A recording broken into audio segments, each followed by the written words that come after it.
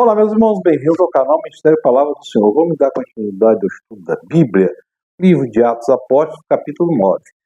No último estudo, aqui a gente viu a ação do Espírito Santo lá com Filipe em Samaria, vimos a perseguição e a dispersão da igreja, né? Vimos ali o discurso de Estevão no Sinédrio, a morte de Estevão e a presença de Saulo lá. Agora, no capítulo 9, a gente vai estudar o evento marcante na história da igreja, que é da expansão da igreja do cristianismo, que é a conversão de Paulo ou Saulo, né? Enquanto isso, Saulo ainda respirava ameaças. A gente tem que lembrar que no capítulo passado falava que Saulo devastava a igreja como um animal selvagem, como uma fera selvagem, né? Saulo ainda respirava ameaças de morte contra os discípulos do Senhor, dirigindo-se ao sumo sacerdote, pediu cartas para as sinagogas da Damasco, ou seja, fora de Jerusalém, também foi perseguir fora de Jerusalém, tá? De maneira que caso encontrasse ali homens ou mulheres que pertencessem ao caminho, os discípulos de Jesus, do cristianismo primitivo, o que é que se pode chamar de cristianismo? Na verdade, era o povo convertido, era o judeu convertido, um judeu messiânico, né? Que é o chamado judeu messiânico, convertido a Cristo, né? É chamado do caminho, né? Pudesse levá-los presos para Jerusalém. Em sua viagem, quando se aproximava de Damasco, de repente brilhou ao seu redor uma luz vinda do céu. Ele caiu por terra e ouviu uma voz que lhe dizia: Saulo, Saulo, por que você me persegue? Saulo respondeu: Quem és tu, Senhor? Ele respondeu: Eu sou Jesus a quem você persegue. Levante-se, entre na cidade, alguém lhe dirá o que você deve fazer. Os homens que viajavam com Saulo pararam emudecidos, ouviam a voz, mas não via ninguém. Saulo levantou-se do chão e, abrindo os olhos, não conseguiu ver nada. Olha só, ele estava com o olho fechado. Não conseguiu ver nada.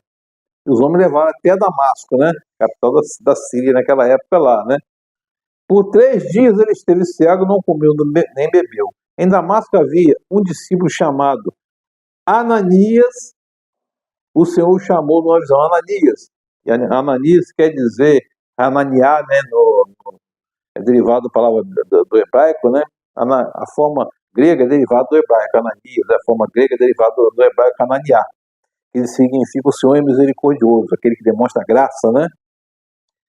Chamou numa visão, Ananias, eis-me aqui, Senhor, respondeu ele. A gente está vendo aqui mais uma teofania, né? O Senhor lhe disse: vá à casa de Judas, na rua chamada direita, e pergunte por um homem de Tarso, chamado Saulo. Ele está orando. Numa visão, viu um homem chamado Ananias.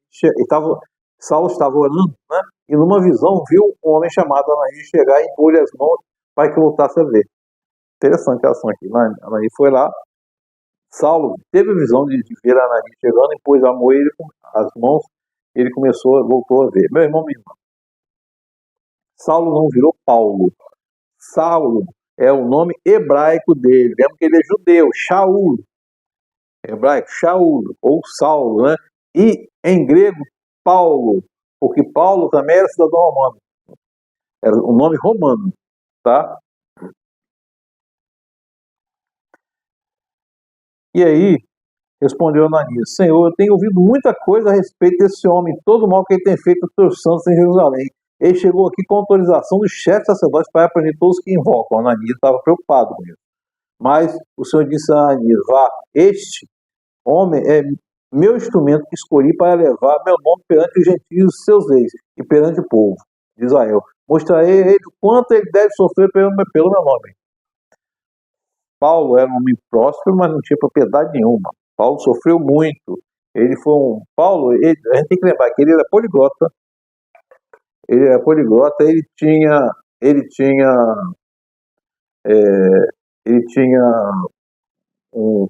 Tinha um conhecimento muito grande das leis. Ele tinha conhecimento das leis, meu irmão, minha irmã, tinha um conhecimento da lei muito grande. Foi criado aos pés de Gamaliel, né? Que era mestre da lei. Ele era um judeu, ele conhecia a lei, era mestre da lei, poliglota, e ele falava bem. Então ele era um homem preparado. O que o Espírito Santo de Deus fez com Paulo foi moldá-lo, aprimorá-lo, amplificar os seus dons, como amplifica os nossos, para servir. Tá? Então Ananias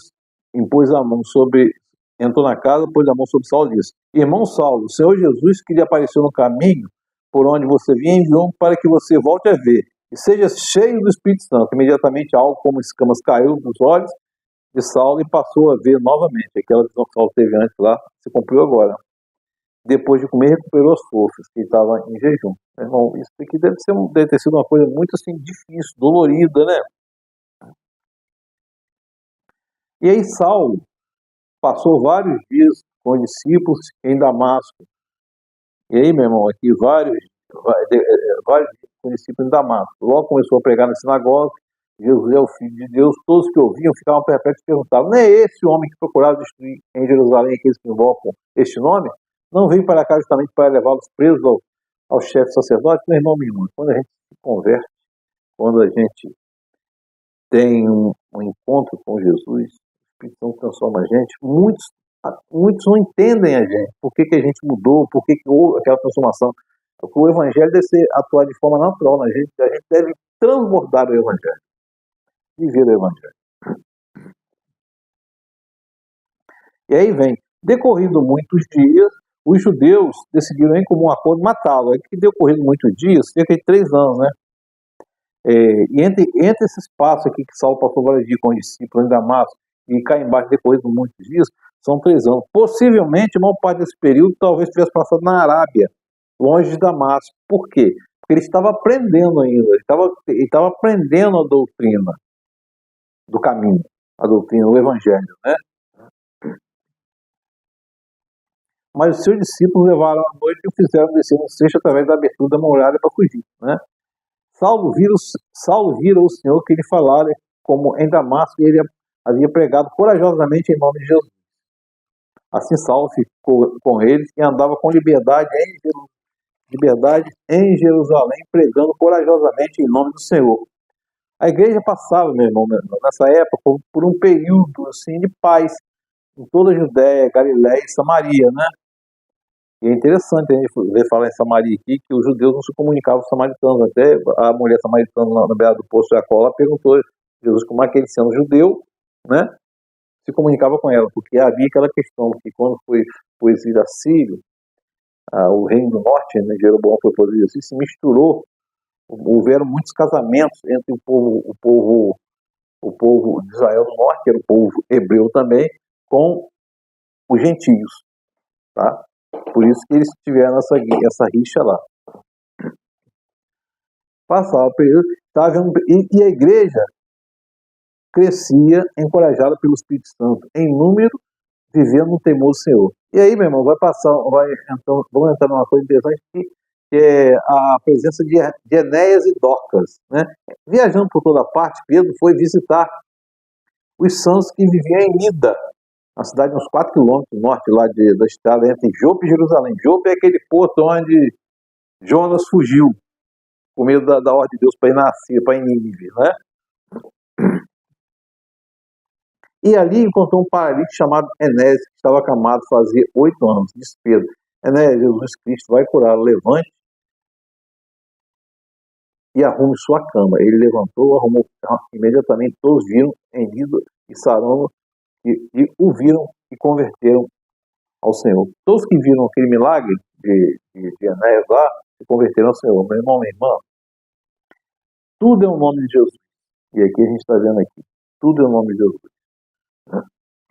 Pedro tinha ido visitar crentes, né? E provavelmente esse Enéas devia ser um dos crentes lá, um dos convertidos ao cristianismo, né?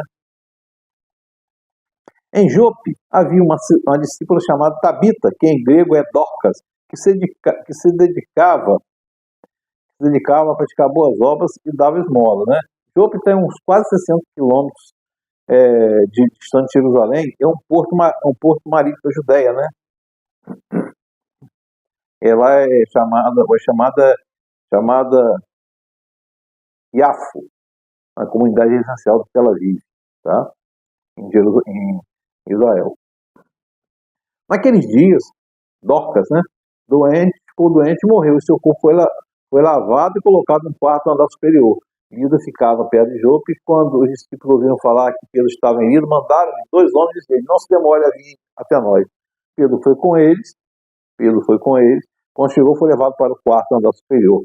Todas as viúvas o rodearam, chorando, mostrando os vestidos e outras roupas que Dorcas tinha feito quando ainda estava com ela. Pedro mandou que todos saíssem do quarto, depois ajoelhou-se, orou, voltando para a mulher morta e disse: Tabita, levante-se, não é Talita não. Talita quer dizer menina. Aqui Tabita é o nome dela, tá? Levante-se. Ela abriu os olhos e vendo Pedro, sentou-se, tomando pela mão, ajudou a pôr-se em pé. Então, chamando os sãos e a viúva, apresentou a viúva. Meu irmão, minha irmã, interessante a gente observar também aqui que aqui citado Cesareia, né? Cesareia, a gente sabe que mais à frente, Cesareia é localizada a 48 quilômetros ao norte de Jope, do porto de Jope, né? E recebeu esse nome em homenagem a Augusto César, que era o quartel-general de ocupação das forças, né, de Roma, lá em Jerusalém. Meu irmão, minha irmã, a gente viu aqui mais um milagre, tudo em nome de Jesus, Espírito de Deus, porque nós não temos poder algum. Somos todos homens falhos, como Pedro é. Nós somos pessoas falhas, mas somos pessoas restauradas, onde a condenação do pecado não nos atinge mais, né? Vimos aqui o início do ministério de Paulo, pelo gentio, o grande divulgador e o grande ensinador do Evangelho, o maior propagador da igreja. Que o Espírito Santo de Deus esteja sobre nós, confortando, consolando sempre. Glória a Deus.